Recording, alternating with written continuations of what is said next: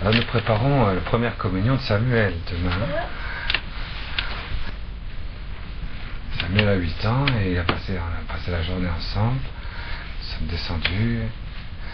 sommes descendus dans les précipices. Et il a fait l'expérience spirituelle de la descente vers le bas. Et je l'ai laissé à un moment donné tout seul, au milieu de la brousse, uniquement avec des bruits d'oiseaux de tous les côtés, qui résonnaient de tous les côtés, de tous les versants des montagnes. Et il est resté tout seul pendant 1 heure. Puis après on a recommencé, on l'a mis dans une grotte. Et puis après on a recommencé, on était dans un lit d'un torrent. Et après on a recommencé, on s'est mis au pied d'une grande cascade. Et on a essayé de faire rentrer l'humanité dans les profondeurs de la solitude. Parce que le pape Jean-Paul II disait ceci. Tu te rappelles ce que je t'ai dit? Le pape disait, c'est la solitude qui structure profondément le cœur du Fils de l'homme. C'est la solitude qui structure profondément le cœur humain. Hein? C'est drôlement bien, hein, Samuel? Hein?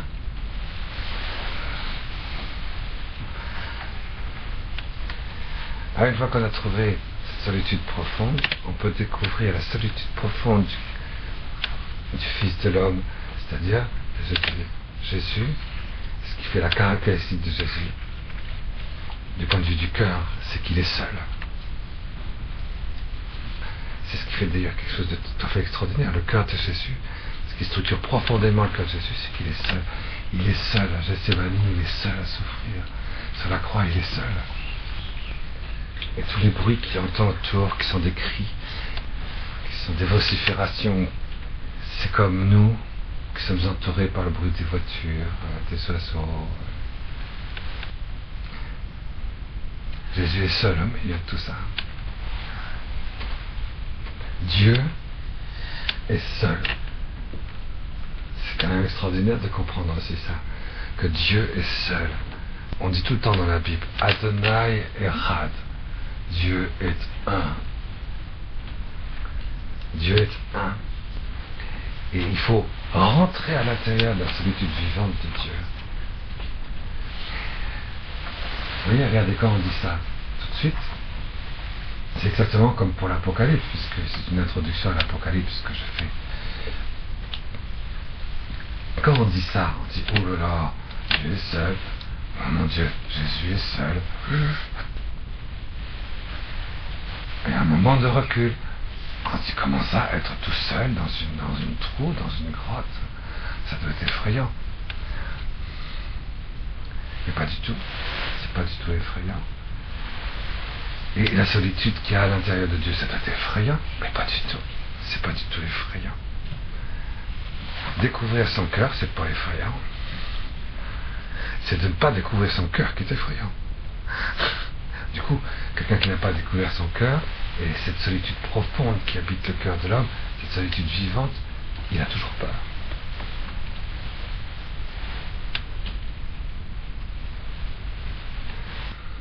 Et c'est pour ça qu'on lit l'Apocalypse, vous voyez, pourquoi? Parce que l'Apocalypse nous fait rentrer dans ce qu'il y a d'unique à l'intérieur de Dieu.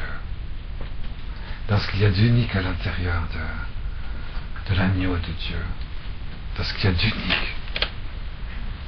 Il y a quelque chose qui est unique, que lui seul il a.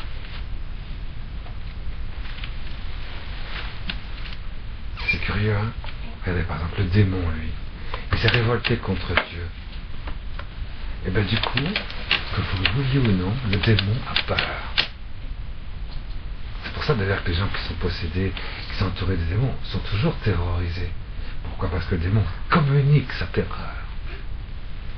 Il terrorise le démon toujours. Alors, qu'est-ce qu'il fait le démon? Ben, du coup, il s'agglutine avec les autres. Il s'agglutine, vous voyez, il fait une espèce de... de conglomérat. Une espèce de conglomérat. Et dès que, comme il est précipité sur la terre, ce conglomérat, il va essayer de conglomérer la matière vivante. Et il va créer une cité. Et vous voyez, dans l'Apocalypse, quand vous rentrez dans le chapitre 17, 18 et 19 de l'Apocalypse, il y a cette production de ce conglomérat qui vient de la terreur de Lucifer. Il ne peut plus supporter d'être seul. Il ne peut pas rentrer dans la solitude vivante et accomplie de Dieu, voyez, épanouissante. C'est une solitude sponsale. Et quand le pape disait, c'est la solitude qui structure profondément le cœur de l'homme, il parlait de solitude sponsale. C'est une solitude vivante. C'est plus on aime et plus on est dans une communion des personnes avec quelqu'un, dans un épanouissement total, plus notre solitude est vivante. Moins on a peur. Plus on ouvre tout grand nos portes. Plus notre cœur devient un cœur d'accueil. Alors, les chapitres sur lesquels nous sommes parvenus dans la méditation de l'Apocalypse, sont des chapitres qui concernent précisément cette fameuse cité qu'on appelle Babylone, et qui est bizarre, cette cité. C'est une cité, il y a le 666, il y a le 666, il y a les marchands, il y a un conglomérat de trucs, il y a beaucoup de luxe, il y a beaucoup d'admiration, il y a beaucoup de splendeur, il y a beaucoup de choses comme ça. Mais ce qui est particulièrement frappant, c'est que ce conglomérat est provoqué par la présence de cette panthère à 7 têtes, qui est chevauchée par la grande prostituée, qui tient la coupe, couverte d'or, de pierres précieuses et de trésoreries. Et cette coupe est débordante. Et cette cité, elle est liée à cette bête extraordinaire qui terrorise tous ses habitants s'ils veulent sortir de la cité. Donc nous allons lire un petit peu ça. Nous allons lire un petit peu cette suite extraordinaire de la chute de Babylone. Parce que vous voyez, c'est ce qu'on avait lu. On a vu le chapitre 17 et donc on va le reprendre pour aller jusqu'au chapitre 18 et au chapitre 19. Vous voyez, vous verrez qu'il n'y a pas tellement de commentaires à faire. Pour la chute de Babylone, tout va de soi. Il n'y a pas besoin de symbole là. C'est pratiquement pas symbolique. C'est peut-être la seule partie de l'Apocalypse qui n'a pas besoin d'explication. Parce que ce que nous voyons décrit ici au chapitre 17, 18 et 19 de l'Apocalypse, nous le verrons de nos yeux. Vous voyez, si le journaliste est là à la télévision pour commenter, il suffirait qu'il prenne presque le texte de l'Apocalypse ce jour-là. Donc vous voyez, il n'y a pas besoin de commentaires. C'est pas symbolique. Alors c'est quoi cette cité? Vous voyez, dans la tradition chrétienne, il y a la cité céleste, il y a la cité terrestre et il y a la cité de Babylone. 1 tiers, 2 tiers. La cité humaine, c'est vrai, elle s'est fondue en deux. Et c'est ça qui va se passer au chapitre 17, 18 et 19 de l'Apocalypse. L'humanité, l'ensemble de l'humanité, en voulant s'unir pour se conglomérer ensemble, sans Dieu, va se scinder en deux. Et la Babylone, la cité luciférienne, la congrégation terrorisée, si vous voulez, mais qui du coup joue, jubile, fait des choses splendides, se rassemble, exulte ensemble dans la prostitution, vous voyez, dans l'abomination de la désolation. Alors, à ce moment-là, cette cité-là va être entièrement brûlée. Malheur à cette cité. Il ne faut pas oublier que le chapitre 17 vient tout de suite après les 7 coupes. Donc les 7 coupes, et une chose qui est très facile à comprendre dans les 7 coupes de l'Apocalypse, c'est que la coupe parfaite de l'Apocalypse, à un moment donné, elle est donnée dans le contexte de l'Antichrist, 666, vous me suivez, vous vous rappelez de ça? Et à ce moment-là, la paternité de Dieu, parce que la coupe, ça représente la paternité, la paternité de Dieu, première personne de la très sainte Trinité. Jusqu'à maintenant, on a connu le Fils. On a connu le Fils dans Jésus. À travers Jésus, le Fils nous a été donné. Le Verbe. Nous connaissons le Christ. Nous aimons Jésus. Mais le Père est dans le Fils, comme on vient de le lire dans l'évangile de Saint Jean tout à l'heure. Le Père est du dedans de Jésus, dans le Verbe. Ce qui voit le Verbe, voit le Père qui est en train de produire. Pourquoi? Il n'y a aucune différence, du point de vue de la solitude vivante de la nature de Dieu, entre le Verbe et le Père. Ils sont uniques. Ah, ça, de ce point de vue-là, c'est extraordinaire, vous voyez. Mais néanmoins, vous voyez, à un moment donné, à l'heure de l'Antichrist, 6, à l'heure de l'image de la bête, à l'heure des 3 bêtes de l'Apocalypse, à cette heure-là, à l'heure où le ciel se déchire et où le temple va faire entendre une voix tonitruante sortant du trône, à l'heure où le Père va se révéler à travers Saint Joseph ressuscité, la voix de la première personne de la Très Sainte Trinité va se manifester à travers l'immense ouverture de la résurrection de Jésus, Marie et Joseph. À cette heure-là, la paternité de Dieu va être manifestée de manière extraordinairement sensible en nous. Ça s'appelle les 7 coupes. Les 7 coupes montrent ça. Montrent comment la manifestation de Dieu le Père à travers la Sainte Famille glorieuse, à travers la résurrection déchirée de Jésus dans l'agneau, va se manifester à nous de manière spectaculaire. Ça, on l'a vu. On l'a déjà vu ensemble.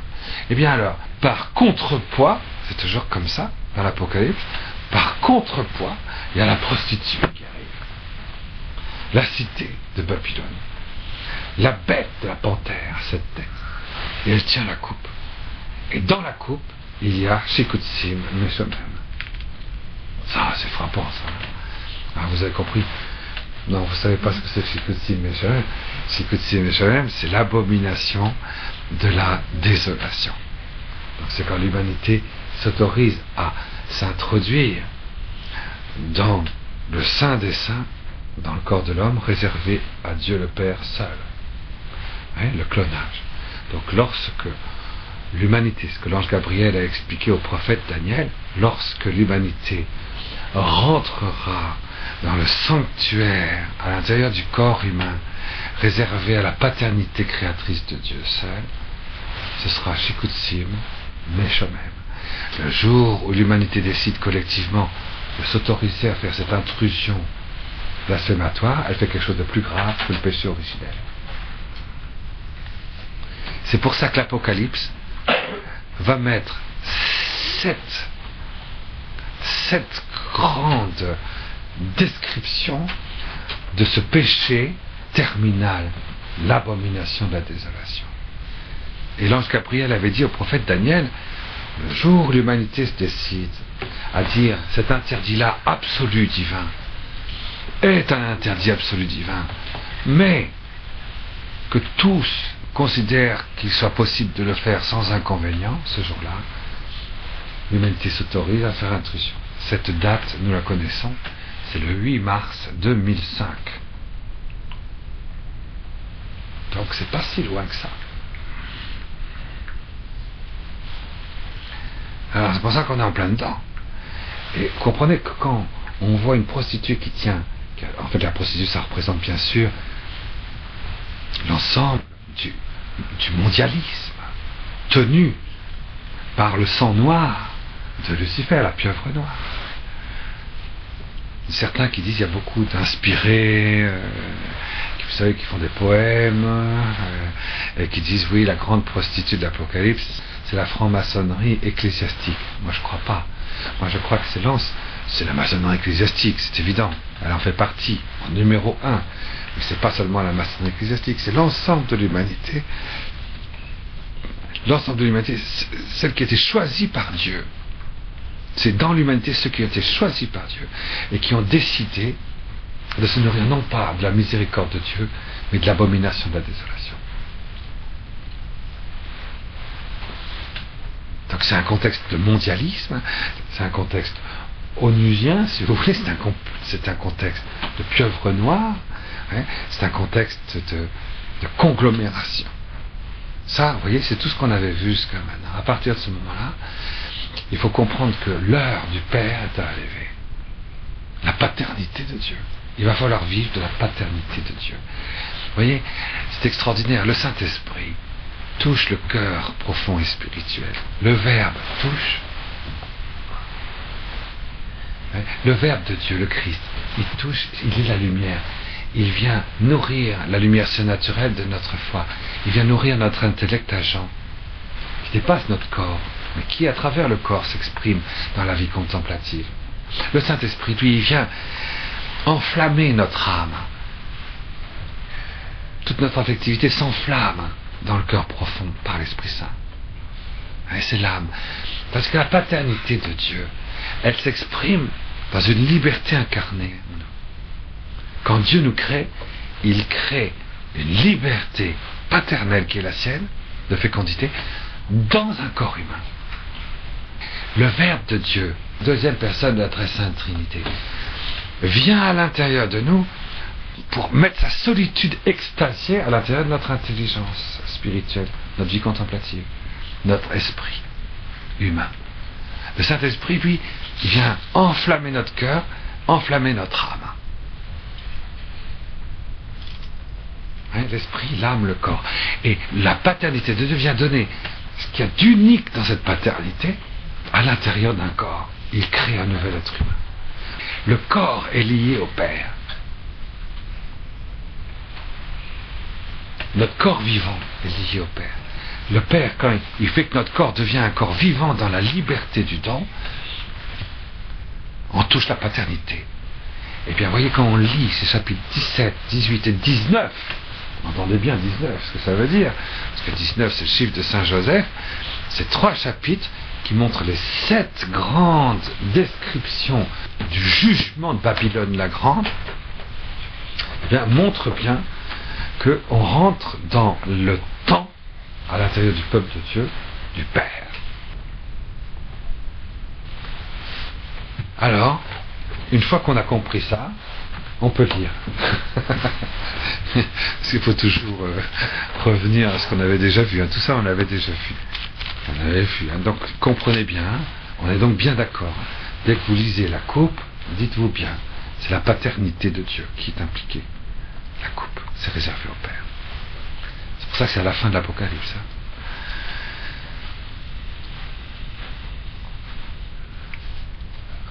Et par exemple, dans l'Église catholique, personne ne pouvait toucher à la coupe. Depuis le Concile Vatican II, on a le droit, en certains cas, on peut communier par intention au corps, au pain consacré et au vin, et à la coupe. Ça se faisait pas avant. Là, on se rapproche. La coupe fait partie dans l'Eucharistie de la perfection du signe, l'accomplissement du signe eucharistique. Le signe eucharistique, le pain vivant du ciel, va nous faire entrer dedans l'intérieur de lui-même, dans l'ivresse du Père. C'est une ivresse physique.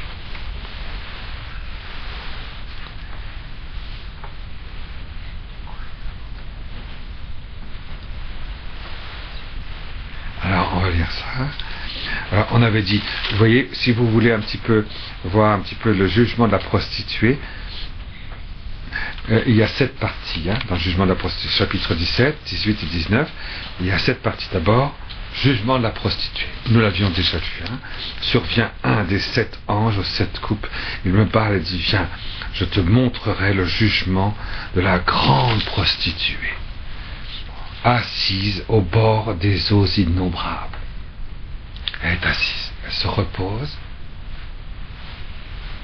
au bord de la multitude des peuples et des eaux innombrables, c'est-à-dire du monde psychologique. Avec elle, ils ont pu tasser les rois de la terre. Ils se sont saoulés, les habitants de la terre, au vin de sa prostitution. Il me transporte en désert, en esprit. Je vois une femme assise sur une bête rouge, pleine de noms, des noms de blasphème, avec des têtes, 7 têtes, et des cornes, 10 cornes. La femme est habillée de pourpre, d'écarlate, d'or et d'or, de pierres précieuses, de perles. Elle a dans sa main une coupe d'or pleine du shikutzim. Pleine des shikutzim, pleine des abominations de la désolation. Et des souillures de sa prostitution. Sur son front, un nom écrit, c'est un mystère, Babylone la grande, etc. Donc nous l'avions déjà lu.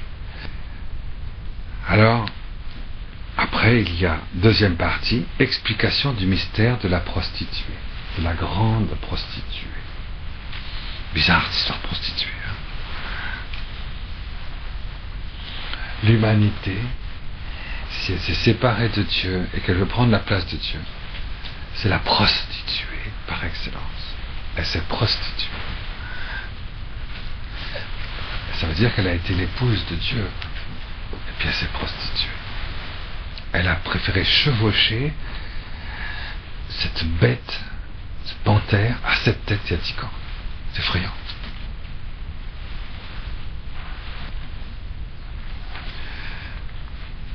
Voici l'intelligence de celui qui a l'esprit de sagesse. Les 7 têtes sont 7 montagnes où la femme est assise. Et ce sont 7 royautés, 7 rois. 5 sont tombés. Cette prostituée montre bien que c'est une royauté, donc un accomplissement, une plénitude. 5 sont tombés. La plénitude de la grâce a été rejetée. 5, c'est la grâce. Hein. Donc la plénitude de sainteté de la grâce, cette prostituée l'a eue, mais l'a rejetée. Un des rois règne toujours.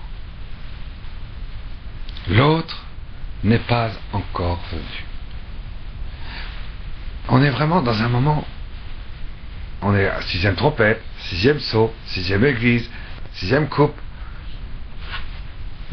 6e jour de la fin, 6e jour, le moment où l'humanité doit être démasquée, ou du moins, pas démasquée, illuminée, dévoilée. L'homme, la femme vont être dévoilés. Le Christ va dévoiler la paternité du Père. La femme, l'Immaculée, la Jérusalem céleste, va dévoiler la sponsalité incréée de Dieu. C'est dans ça, le grand 6e jour de la fin des temps. Et vous voyez, le règne du Christ est toujours là, mais le règne de l'Antéchrist n'est pas complètement accompli. Donc vous voyez bien, la grande prostituée, c'est avant, et c'est ce qui déclenche, si je puis dire, c'est ce qui déclenche le règne de l'Antéchrist de 300 et demi. Pas tout à fait encore venu. C'est les 10 rois, ils règnent, mais leur règne n'est pas venu. Mais il y a déjà eu le rejet de la grâce. 5 règnes sont tombés. Quand il viendra, il lui fera demeurer peu de temps. Quand l'Antichrist viendra, de toute façon, son règne sera très très court. La bête qui était et qui n'est plus est elle-même un 8e. Elle fait partie des 7 et elle va à sa ruine. Ça veut dire, 8, ça représente le Christ. 8, c'est le chiffre du Christ. Donc ça veut dire que la plénitude, la perfection du Christ, elle tâchera de l'imiter. Elle essaiera d'avoir cette plénitude du Christ, cette plénitude du Christ cosmique, vous comprenez. Mais en fait, cette plénitude du Christ cosmique ne sera pas autre chose que la déchéance de la grâce et que la manifestation du Christ, pseudo-Christ ou antichrist. Donc c'est pour ça que c'est dit comme ça, de cette manière-là. Il y aura un 8e roi, mais ce 8e roi ne sera rien d'autre que les 7 autres. Ils ne seront pas 8, ils seront 7. C'est une manière très spéciale de parler, Apocalypse, vous savez, hein, c'est très particulier. Hein. Alors, mais les 10 cornes que tu as vues, ce sont les 10 rois qui n'ont pas encore reçu de royaume. Les 10 rois.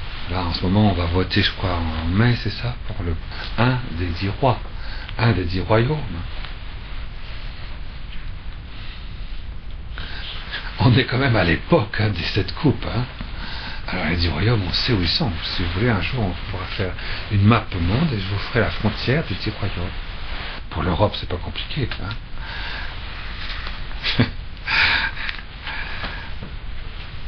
Pour l'Afrique, c'est pas compliqué. Pour les pays, pour le grand Moyen-Orient, c'est pas compliqué. Pour l'Asie, si, maintenant, l'Amérique du Sud, l'Océanie, voilà. Enfin, vous arrivez à 10. C'est 10, hein, il y en a 10 zones, de toute façon. Hein, c'est depuis les années 70 hein, qu'on a essayé de mettre en place les 10 zones. Ils ont tous leurs accords, leurs frontières, leur cohérence et tout. Et la grande prostituée leur a donné un mot d'ordre à chacun. Chacun doit avoir une structure, chacun doit avoir une mission, chacun doit avoir une note, chacun doit avoir un accomplissement. Dans le Grand Moyen-Orient, il ne doit pas y avoir un seul chrétien. Par exemple, il faut absolument qu'il y ait une des 10 royaumes qui soit le lieu de la préservation intégrale du texte Antichrist qui a été écrit en l'an 666 après Jésus. Il faut qu'il soit absolument préservé dans un royaume. Et chacun de ces royaumes va avoir une mission. Les 10 rois. Donc en principe, on va voter le nom grâce à Dieu. Alors, ceux-là ont un même dessein, leur force et leur puissance, eh bien, ils les donnent à la bête. C'est la bête qui compte pour eux. La bête, elle fait en sorte que on ne puisse plus comprendre, c'est cette tête, hein, on ne puisse plus comprendre la foi. La bête, elle a 7 têtes, c'est-à-dire que, vous voyez, comme je vous ai dit tout à l'heure, le Verbe de Dieu, deuxième personne de la très sainte Trinité, illumine notre intelligence, notre intellect agent, pour qu'on puisse contempler de l'intérieur l'intimité vivante de Dieu. C'est ça la solitude vivante de Jésus sur la croix, de Jésus ressuscité, de Jésus agneau de Dieu, de Jésus assis à la droite du Père, de Jésus dans notre cœur, une solitude vivante, une solitude unique. Eh bien, la bête a 7 têtes, c'est la tête, vous voyez, c'est l'intelligence. Elle a pour but d'empêcher qu'on puisse respirer dans la lumière surnaturelle de la vie contemplative. Et les 10 royaumes n'ont qu'une seule force, un seul but, tous. Il les donne à la bête. C'est pour qu'il n'y ait pas de vie contemplative surnaturelle, la lumière surnaturelle de la foi. Il faut arracher les racines dans tous les royaumes, même dans les lieux où le christianisme est la racine même de ce royaume. Et dans la Constitution, il faut arracher les racines. C'est normal. Mais pareil. Alors on continue. Ça, nous l'avions déjà lu, c'est pour ça que je fais un parcours rapide. Les 10 cornes que tu as vues et la bête finiront par haïr la prostituée, ils la rendront déserte et nue, ils mangeront ses chairs, ils la brûleront au feu. Ça c'est important, vous voyez. Celui qui a apostasié, c'est comme un chien qui retourne à son vomissement. Le peuple d'Israël, quelque part, pour certains d'entre eux, ont apostasié dans la synagogue de Satan, dans les Illuminati. Les chrétiens ont apostasié dans la maçonnerie ecclésiastique. Eh bien, il est bien évident qu'une fois que les 10 royaumes seront installés, ces gens-là, la bête et la grande cité, n'auront aucune pitié pour eux. Ils seront déchiquetés. Déchiquetés. C'est d'ailleurs marqué dans leur protocole. Une fois qu'on aura fini de servir d'eux, de ces traîtres, de ces apostats, de ces immondes, nous les déchirerons. C'est marqué dans le protocole. Donc ne rentrez pas dans les ateliers, hein. Ça sert à rien. Vous êtes promis à une destinée terrible, sans compter bien sûr celle qu'il y a après. Mais vous voyez, les 10 cornes que tu as vues, la bête haïront. Vous voyez ce projet extraordinaire de la bête, de la pieuvre noire, de la cité luciférienne, de cette conglomération mondialiste. Un de leurs buts, un de leurs aboutissements, ce sera la destruction d'Israël. L'Holocauste des Juifs. Parce qu'ils seront servis de leur apostasie quelque part, ils seront nourris de leur apostasie. Et pareil, l'Holocauste, de ce qui reste, j'allais dire, de ce côté un petit peu, odieux, il faut bien le dire, du ministère de Judas dans l'Église apostolique catholique.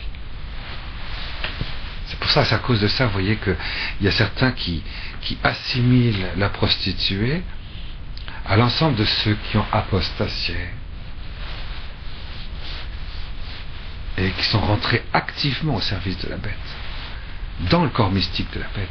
Ils ont chevauché le corps mystique de la bête, la panthère, à 7 têtes. Il n'y a pas besoin d'être un grand spécialiste. Bon, bien sûr que ça, c'est une interprétation, j'allais dire, un petit peu basse, on est d'accord. Il y a une interprétation spirituelle derrière. C'est que nous avons reçu la grâce. Et il ne faut pas tout ce qui est en nous fait qu'on s'appuie non pas sur la grâce, mais sur nous. Tandis que nous restons croyants, un royaume reste encore. Et tandis que l'Antichrist ne nous a pas encore envahis, ne nous a pas encore marqués. Vous voyez, alors là, si vous êtes comme ça, attention, les tièdes. Si votre centre de gravité, ce n'est pas la grâce, les 5 royaumes sont tombés. Le Christ règne encore, j'ai encore la foi. Son royaume n'est toujours pas là. L'Antichrist ne m'a toujours pas happé. Attention, c'est que tu es dans le cœur de la grande prostituée de l'Apocalypse. Celui qui est tiède n'est pas du tout choqué du clonage, par exemple. Ça ne choque pas du tout, ça c'est normal. Ton centre de gravité, c'est les 8 royaumes. C'est 888. La plénitude du Christ dans ta foi, la plénitude du Christ dans ton âme glorifiée dans l'Esprit Saint, la plénitude du Père dans la liberté du don de ton corps originel pour la mise en place du corps spirituel. Si c'est ça, alors à ce moment-là, tu n'es pas dans le cœur de la prostituée. C'est ça l'interprétation réelle. Et tout ce qui en nous appartiendra à la prostituée, vous voyez, tout ça sera déchiré. Heureusement. C'est pour ça que moi j'embrasse les pieds des persécuteurs. Parce qu'ils ne déchireront que ce qui nous appartient en nous à la prostituée. C'est ça évidemment l'interprétation principale. C'est qu'il y aura une purification et le bon Dieu va se servir un petit peu comme il s'est servi d'Attila, vous voyez, à un moment donné. Attila, comme dit, Attila, il a fait du ménage. Il a fait du ménage. Il y avait un athéisme, une corruption terrible. Alors Attila, il a fait le ménage. Vengeur de Dieu, on l'a bien dit, un châtiment de Dieu, Attila. C'est un peu ça. Troisième partie, il y a 7 parties pour la chute de Babylone. Troisième partie, chapitre 18, verset 1. Après cela, je vois un autre ange descend du ciel. Il a une grande puissance. La terre est illuminée par sa gloire. Il crie d'une voix forte et il dit, elle est tombée. Elle est tombée, Babylone la grande. Elle est devenue un repère de démons. Une prison pour tout esprit immonde. Une prison pour tout oiseau immonde, pour toute bête immonde et honnie. Et alors voilà, ça, la troisième partie, c'est l'annonce de la chute de Babylone. La Babylone va être... Elle est tombée. Dès que vous verrez les 10 royaumes, dès que vous verrez l'abomination de la désolation, dès que vous verrez tout ça, sachez bien que sous vos yeux, vous le verrez, vous voyez, c'est pas au futur, c'est elle est tombée. Quand vous verrez tout ça, c'est que vos yeux verront aussi la chute de Babylone. Babylone. Toutes les nations ont bu le vin de l'écume de sa prostitution. les rois de la terre se sont prostitués avec elle. Rendez-lui ce qu'elle a rendu, doublez le double de ses œuvres dans la coupe où elle a tout mêlé, mêlez pour elle le double. Autant se glorifiait-elle dans le luxe, autant donnez-lui de tourments et de larmes, parce que dans son cœur elle dit « Je trône en reine, je ne suis pas veuve, je ne verrai jamais le deuil. » Alors en un seul jour arriveront ces plaies. Mort, deuil, famine, elle sera brûlée par le feu. Parce qu'il est fort, Yehovah Elohim qui la juge. La première fois qu'il y a un jugement, c'est sur Babylone la grande. Vous savez peut-être pas, hein, mais moi j'ai été surpris l'autre jour parce que je me disais, tiens, j'ai lu Saint-Césaire d'Arles. Saint-Césaire d'Arles, c'est il y a 1500 ans. Hein. Saint-Césaire d'Arles disait que Babylone, sera brûlée entièrement comme l'explique l'Apocalypse. Et il s'agit de la Babylone des Gaules. Ouais, c'est un des apôtres de la Gaule, hein, Saint-Césaire d'Arles. Et à partir de Saint-Césaire d'Arles, il y a toute une litanie de saints canonisés. Chez nous, les plus récents, c'est Saint Benoît-Joseph l'Arbre, le Saint Curé d'Ars, Notre-Dame de la Salette, ou plein d'autres saints, qui disent que Babylone la Grande, celle qui sera de manière spectaculaire livrée à la destruction totale, en une heure, c'est Paris. Il y a peu de personnes qui savent ça, vous savez.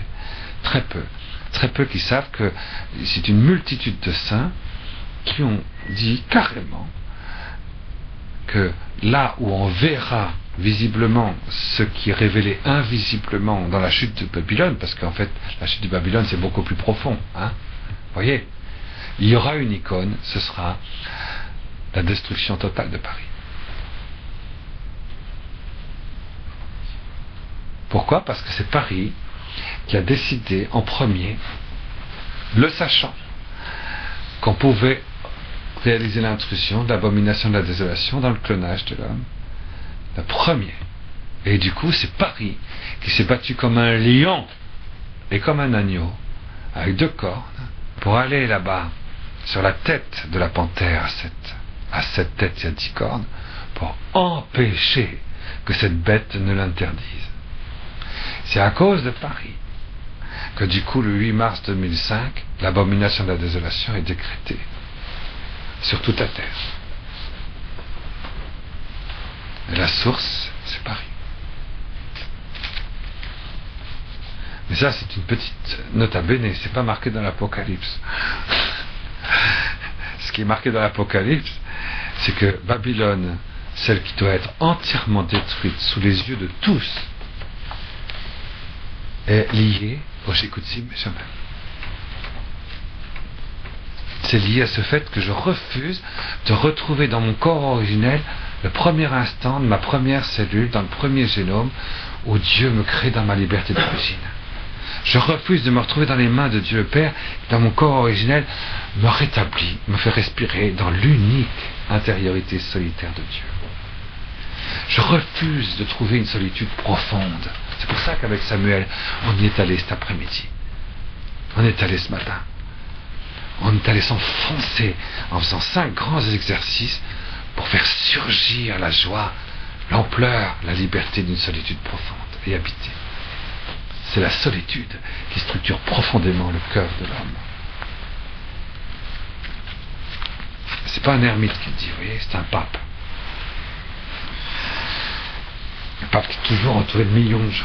C'est la solitude qui structure profondément le cœur de l'homme. Alors, c'est la 4e partie, vous voyez. Il pleure. Alors en un seul jour arriveront ses plaies, mort, deuil, famine. Elle sera brûlée au feu parce qu'il est fort. Yehovah Elohim qui la juge. Comment se produira, vous voyez, cet embrasement, cette destruction, cette mort de ce qui en nous est tiède. que la véritable interprétation, c'est ce que je vous disais tout à l'heure, c'est notre tiédeur. On ne met pas notre centre de gravité dans les 5 royaumes, c'est-à-dire dans la grâce, l'accomplissement de la grâce, dans la plénitude de Marie, dans l'Immaculée Conception. Non, non, non. On le met, on reste croyant. On n'est pas encore absorbé par l'Antichrist, pas encore séduit, complètement. Vous voyez, pas encore. Pas encore. On est au bord. Est-ce qu'on va le prendre, c'est un plan ou pas? Sinon, on ne pourra plus acheter ni vendre. Hein? Pas encore, vous voyez, pas encore. La tiédeur, vous voyez, c'est extraordinaire. Qu'est-ce qui va faire? Cette tiédeur va être ombre, disparue. Elle va mourir. Il n'y aura plus que de faire. C'est ce qui était indiqué dans la 6e coupe, c'est tout. C'est dans les 7 tonnerres. C'est ce qu'on avait vu avant. C'est la révélation de la paternité de Dieu dans notre corps humain pour réveiller et la lumière de notre intelligence qui a été obscurcie et les embrasements de notre âme et de notre cœur qui ont été éteints et attiédis. La paternité de Dieu va se manifester d'un seul coup pour nous donner une ferveur qui a la même force que celle par laquelle le Père engendre un verbe embrasé d'Esprit Saint. Et à un moment donné, vous voyez, c'est ça qui est marqué dans l'Apocalypse, à un moment donné, ça se passera. C'est pas le jugement dernier, vous voyez, c'est le jugement de Babylone la Grande. C'est le jugement de la tiédeur. On verra notre tiédeur. Ouais, on appelle ça quelquefois l'avertissement. Mais tout le monde en même temps, hein, à la même seconde, à la même minute, ça durera, dit-on, 5 à 7 minutes. Bon, puisqu'il s'est marqué 1 heure, 1 heure. Oui. Ils pleurent et se lamentent sur elle, les rois de la terre, qui avaient pu tasser avec elle et partager son luxe, quand ils voient la fumée de son incendie. Debout, au loin, en frémissant de son tourment, ils disent « Malheur, malheur, oi, oi » en grec, « oi, oi » en hébreu aussi, « oi, oi, oi » en hébreu c'est « malheur ». Mais ça se prononce « aïe ». Quand il dit « aïe », ça veut dire « malheur ». C'est ce qu'on dit pour apprendre aux enfants à dire « je » en anglais, n'est-ce pas? I am a son of God. I am a son of God. I. Si les Anglais savaient qu'à chaque fois qu'ils disaient je, c'est un grand malheur. Effectivement, dès que tu dis I, tu dis je, c'est un grand malheur. Faut pas dire je. C'est ce qu'on fait quand on prépare les enfants à la première communion. Je ne dois pas exister. Dans ta bouche, jamais je. Si tu dis une seule fois je, tu feras ta première communion l'année prochaine. Jamais dire je. Moi, je. Ça va pas, non? Moi, je. Malheur, malheur. Aïe, aïe. Jamais dire je. Dire, mon père a dit que... Ah, très bien. La volonté de Dieu demande qu'on fasse la vaisselle. Très bien. Je... Non. Malheur, malheur, malheur à l'ego, au je, vous voyez, malheur, malheur, la cité, la grande, Babel. C'est des solitudes, vous voyez, les jeux qui s'agglutinent les uns aux autres, les aïe, aïe qui s'agglutinent les uns aux autres, ça fait du sable. Ça fait la grande cité. Parce que quand tu trouves la profondeur de ton cœur, tu trouves ce qui est unique en Dieu. Dieu est seul. Adonai Erad. Et donc tu l'adores. Donc je n'existe jamais. C'est la solitude qui fait comprendre que je est une aberration. C'est ce qu'a dit Jésus tout à l'heure dans l'Évangile. Mais le Fils, le Père est dans le Fils, et du dedans du Fils. Le Fils n'est pas je suis le Fils, c'est le Père. Je n'existe pas, Tabéran. En 1 heure, ton jugement est venu. Les marchands de la terre pleurent. Alors là, cette fois-ci, on est obligé de lire en entier, vous verrez qu'il n'y a strictement aucune interprétation à faire. C'est ce que je vous disais tout à l'heure. Nul n'achète plus leur cargaison d'or. Plus personne n'achète les cargaisons, les trésors d'amour que propose la sincérité, le romantisme, la sentimentalité. L'or, c'est l'amour. Les cargaisons, on te propose de l'amour tant que tu veux. L'amour frelaté. Plus personne ne veut acheter ça. C'est extraordinaire ce qui va se passer après la révélation de la paternité du Seigneur, après l'avertissement. Plus personne ne veut acheter l'argent, leur espoir humain et terrestre. Plus personne ne veut acheter des pierres précieuses, les qualités, les valeurs de la prostituée et de la cité terrestre. Plus personne ne voudra acheter des perles. C'est les secrets intérieurs de la gnose. Plus personne ne voudra acheter le lin fin, les fausses sacerdoces, les fausses médiations, les fausses ambassades, etc., de pourpre, de soie. Alors il y en a 30. Normal, c'est ce qui a remplacé la Sainte Famille. Alors vous voyez, je vais vous citer les 30. Plus personne n'achète leur cargaison, leur or, leur argent, leur cargaison de pierres précieuses, de perles, de lin fin, de pourpre, de soie, d'écarlate, de tout bois odorant, de tout objet d'ivoire, de tout objet de bois précieux, de bronze, de fer, de marbre, de cinnamome, d'amôme, d'encens, de myrrhe, d'oliban, de vin, d'huile, de fleurs de farine, de blé, de bovins, ovins, chevaux, chats, corps et êtres humains. 30. C'est pas beau ça? Ils ont refusé la Sainte Famille et ils proposent tout ça. Ils refusent. Et dans la Sainte Famille, on trouve la paternité de Joseph, on trouve la paternité de Dieu le Père vis-à-vis du Verbe. C'est quelque chose d'extraordinaire, cette manière symbolique de s'exprimer. Alors évidemment, il faudrait reprendre les 30 en disant à quoi ça correspond chacun. Vous le ferez vous-même, c'est facile. Eh oui, non mais c'est facile. Tout ce qui remplace ce qu'il y a de précieux dans la Sainte Famille. Il faudrait faire une théologie de la Sainte Famille, vous voyez, avec ça. La Sainte Famille glorieuse, Jésus, Marie, Joseph, ressuscités, glorifiés, qui s'échangent des cargaisons d'or, d'argent, etc. Et puis, pour la grimace de la cité. C'est extraordinaire ça, comme manière de s'exprimer, je trouve. Alors je continue. Le fruit de la convoitise de ton être s'en est allé loin de toi. Toute somptuosité et splendeur ont été détruites loin de toi. Jamais plus ils ne les retrouveront. Plus jamais tu pourras te permettre de te gargariser de faux amours, de fausses espérances, de fausses religions, de fausses spiritualités, de fausses gnoses, de fausses hérésies, etc. D'hypocrisie, vous voyez, le lin. C'est un faux sacerdoce. Tu ne pourras plus te permettre d'être hypocrite. Et de te voiler en disant non, c'est pas mal, moi ce que je fais c'est très bien. Si tout le monde faisait comme moi, le monde irait beaucoup mieux.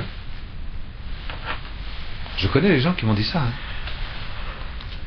Je connais des gens qui m'ont dit ça. Si tout le monde était comme nous, le monde marcherait mieux. Il y en a qui me l'ont dit,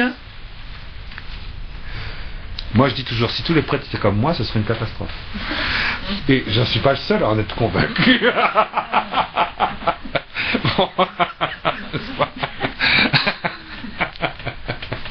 Bon, alors, vous voyez?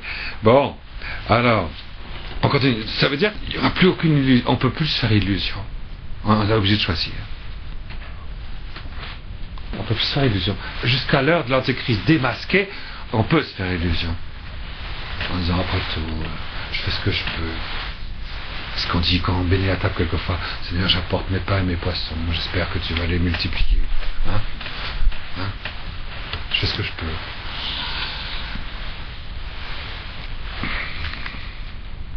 Alors, ils disent, les marchands de cela, ceux qui s'étaient enrichis d'elle, debout au loin, en frémissant de son tourment, pleurent et s'enteuillent.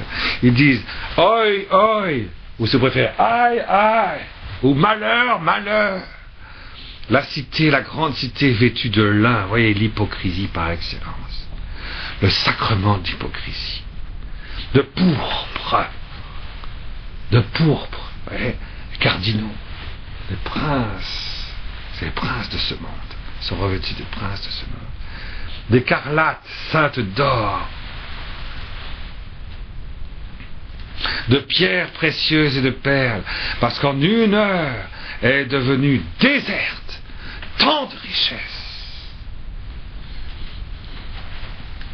Tout capitaine, tout navigateur du lieu, les marins et ceux qui œuvrent en mer se tiennent au loin. Voyez, l'Église, elle, se maintient au loin. Les capitaines, c'est le navire, le bateau, c'est la barque, elle est sur les eaux. Elle n'est pas dedans. C'est pas un sous-marin, l'Église. C'est l'arche de Noé, vous voyez. Donc les capitaines se tiennent loin de tout ça. L'Église se tient loin. Elle est loin de la tiédeur. L'Église de ce moment-là, de cette époque-là, ne peut pas être tiède. Si elle reste l'Église, elle ne peut pas être tiède. Ceux qui sont tièdes sont dans la bête. Irrécusablement, irrémédiablement. Ils crient en regardant la fumée de son incendie, ils disent qui était semblable à la grande cité. Ils jettent de la poussière sur leur tête, ils crient, ils pleurent, ils s'endeuillent et disent malheur, malheur, cité la grande, voyez. D'abord c'est le ciel qui a dit malheur, malheur, et l'Église qui fait écho, mais cette fois-ci avec la contrition pour demander pardon. Par qui se sont enrichis tous ceux qui avaient des navires en mer, par son opulence, parce qu'elle, en une heure, elle est devenue déserte. Jubilez à cause d'elle, ciel consacré, saint, envoyé, inspiré parce qu'Élohim a jugé votre jugement en elle. Vous voyez, c'est bien ça, ce que je vous disais tout à l'heure. Le jugement de Babylone, c'est notre jugement. Mais c'est un jugement, c'est le jugement de la tiédeur, c'est le jugement de l'hypocrisie, c'est le jugement de la liberté. On va voir dans la lumière de Dieu le Père, dans la première lumière qu'on a eue 9 mois avant la naissance, dans notre corps originel, c'est cette lumière qui va se manifester à nos yeux, à notre âme, à notre chair, à notre sang, à notre liberté, à notre évidence. D'un seul coup, en quelques minutes. Et l'effet se prolongera pendant 1 heure. Voilà, vous voyez, on commence à améliorer l'interprétation. Parce qu'Élohim a jugé votre jugement au-dedans d'elle. Un seul ange, fort, soulève alors une pierre grande comme une meule. Il la jette à la mer et il dit ainsi, d'un seul coup, elle sera jetée, Babylone la grande.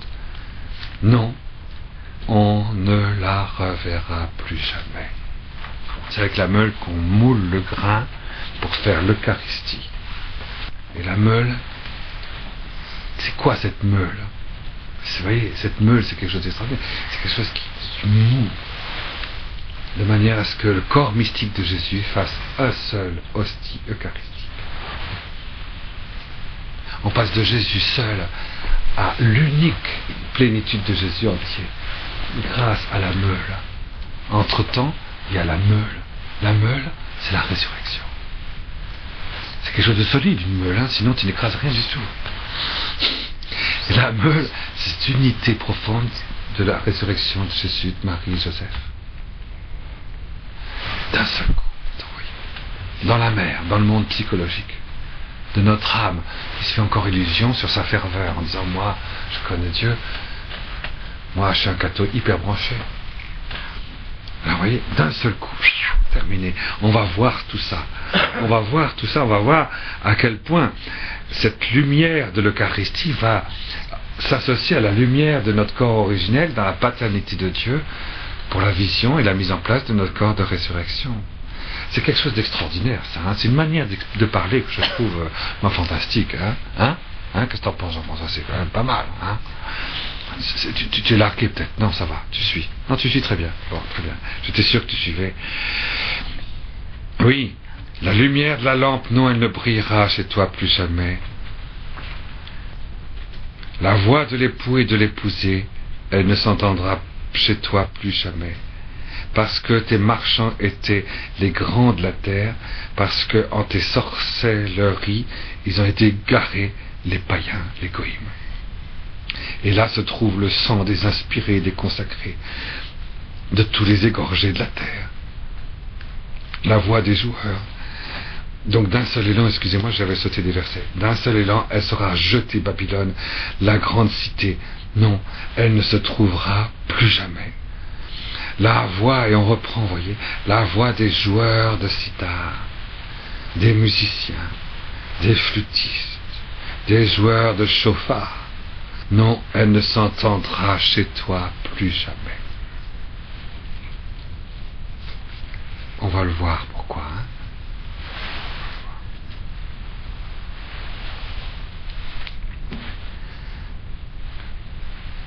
La prière. Il va y avoir une séparation avec la sœur. Une très grande séparation. Dans la cité terrestre, ce sera la cité terrestre, comme dit saint Augustin, ou la cité céleste. Alors la voix du chauffard, vous voyez, la voix de l'inspiré, la voix de la grâce ne se fera plus entendre dans la cité purement terrestre. Il n'y a plus d'hypocrisie possible, vous voyez.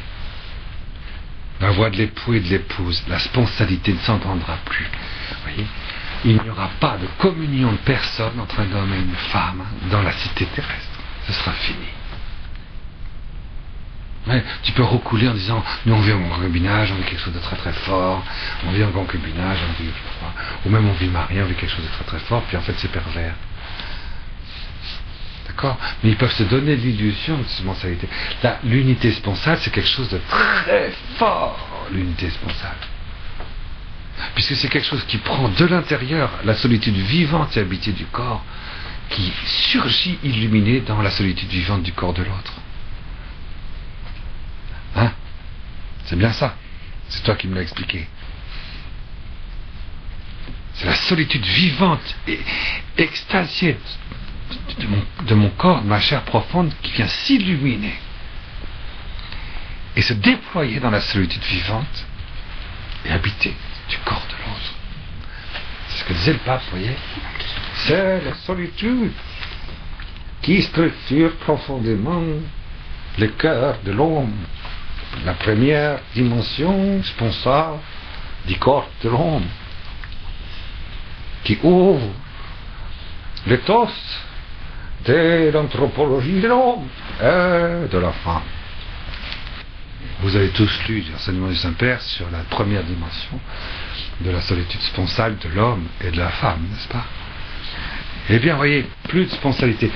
La lumière sera tellement forte, vous voyez, ça, c'est extraordinaire, la lumière de l'avertissement, la lumière du jugement, de la tiédeur, de la révélation de la paternité de Dieu dans nous, sera tellement forte que si tu vis sans la grâce, si tu es dans la cité terrestre, tu n'auras plus accès à la sponsalité.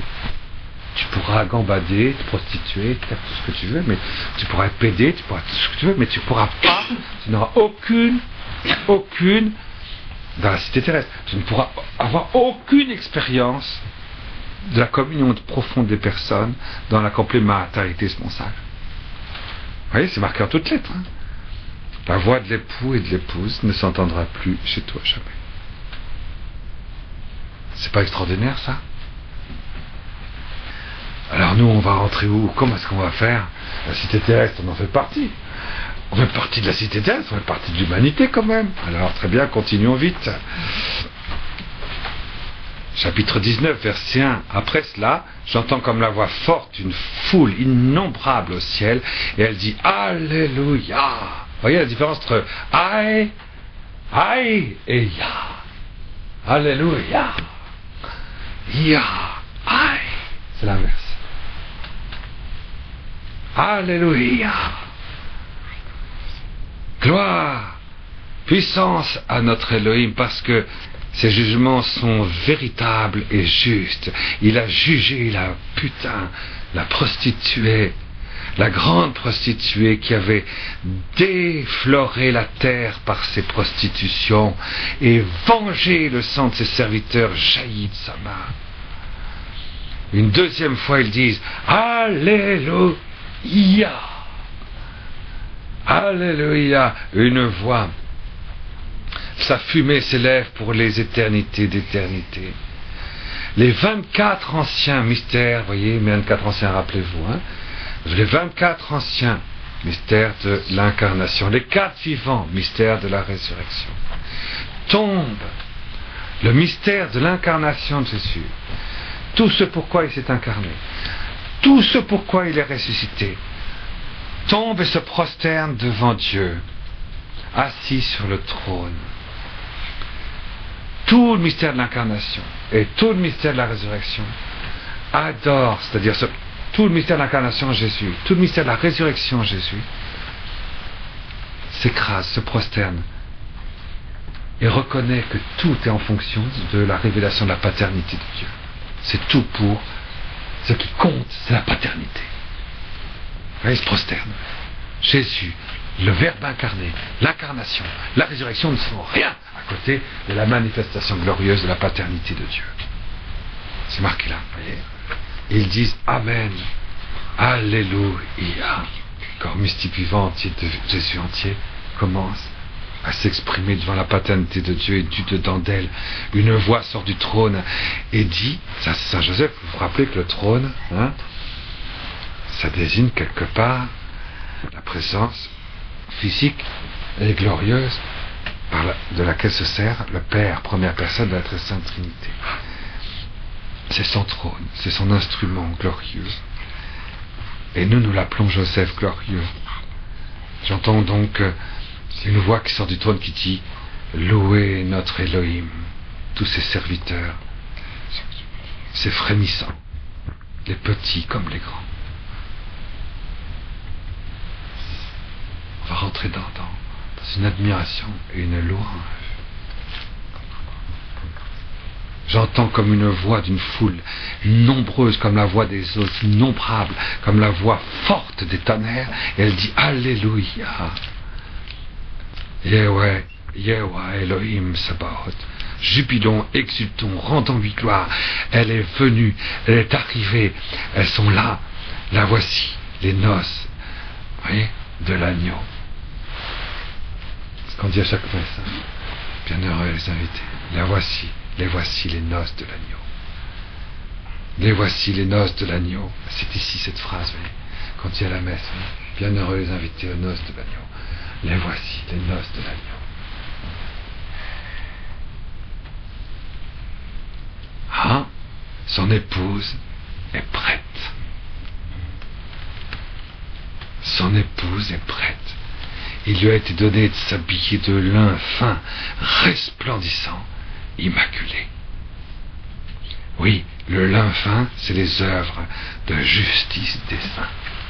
Allez, on va être revêtu de la sainteté substantielle de Joseph, telle qu'elle a été révélée dans le 19e verset de l'évangile de Saint Matthieu. Et donc c'est pur. Il y a une spontanéité avec ce qui est pur et immaculé, et du coup, l'épousée est prête. Le Verbe de Dieu peut faire subsister en lui tous les membres vivants de son corps mystique vivant. L'épousée, c'est le Verbe. Le Verbe de Dieu, deuxième personne de la très sainte Trinité, n'est pas prêt vis-à-vis du Père tant qu'il n'y a pas la subsistance dans le Verbe. Vous voyez, c'est pour ça qu'on voit les 24 vieillards se prosterner et les 4 vivants. Parce que l'incarnation et la résurrection de tous les élus ne sont rien s'il n'y a pas la transverbération, la subsistance dans le Verbe, vous voyez, jusque dans la corps, le chair et le sang du corps spirituel de tous les chrétiens. À ce moment-là, l'époux et l'épousée, le Père et le Fils sont prêts.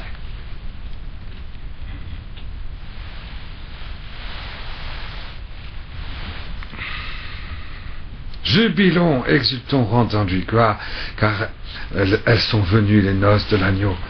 Son épouse est prête.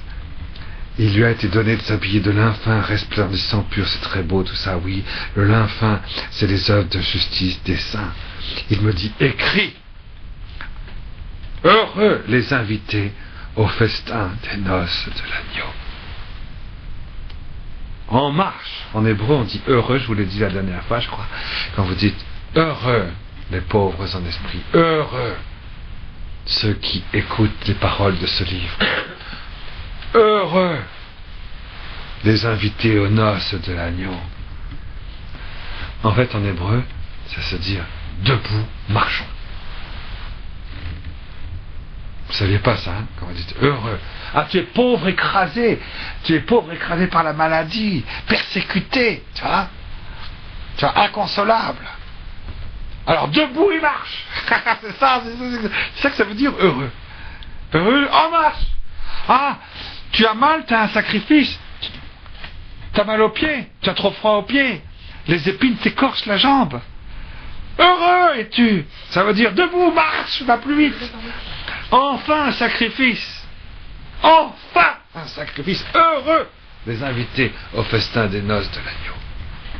Heureux ceux qui font leur première communion. Debout, en marche. Tu vois, c'est ça. C'est quand même incroyable comme c'est beau.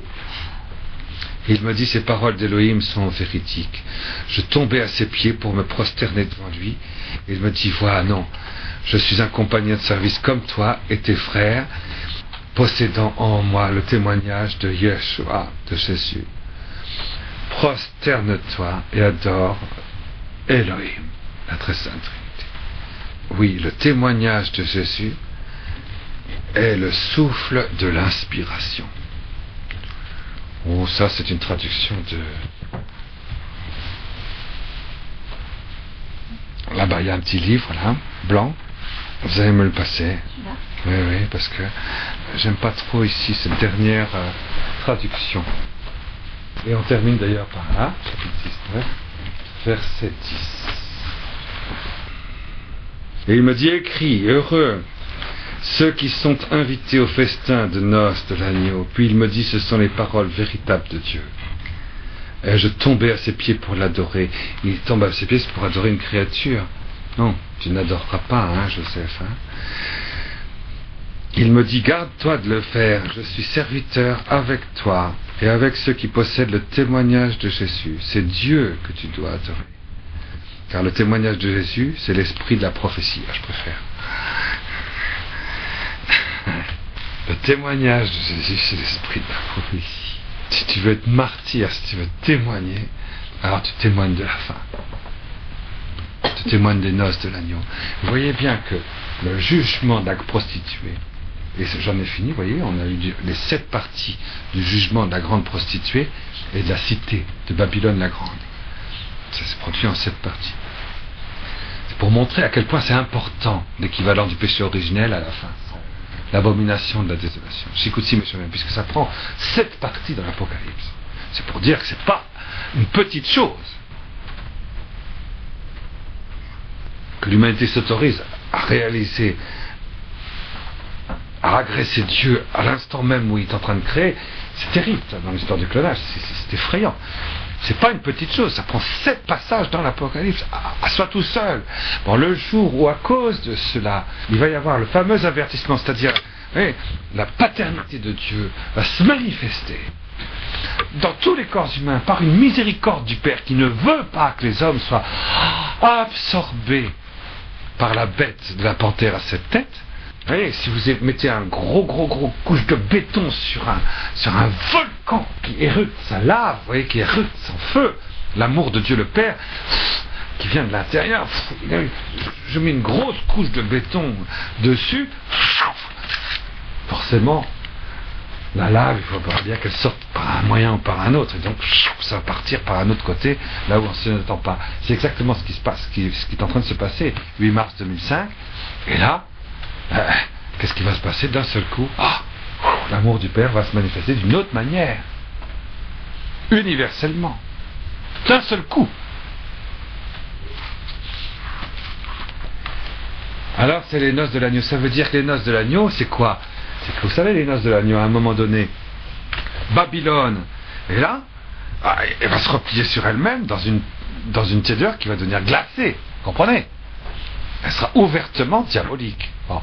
Et d'un autre côté, la cité va se scinder en deux, hein, donc vous voyez, et en même temps, ceux qui sont dans la brûlure d'Élohim, ceux qui sont dans l'esprit de prophétie, ceux qui n'aspirent et qui ne vivent que des noces de l'agneau de la fin, seront emportés à la rencontre du Seigneur à travers les airs.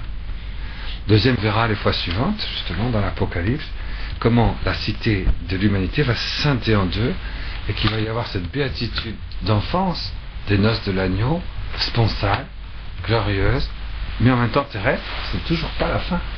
C'est seulement le jugement de Babylone.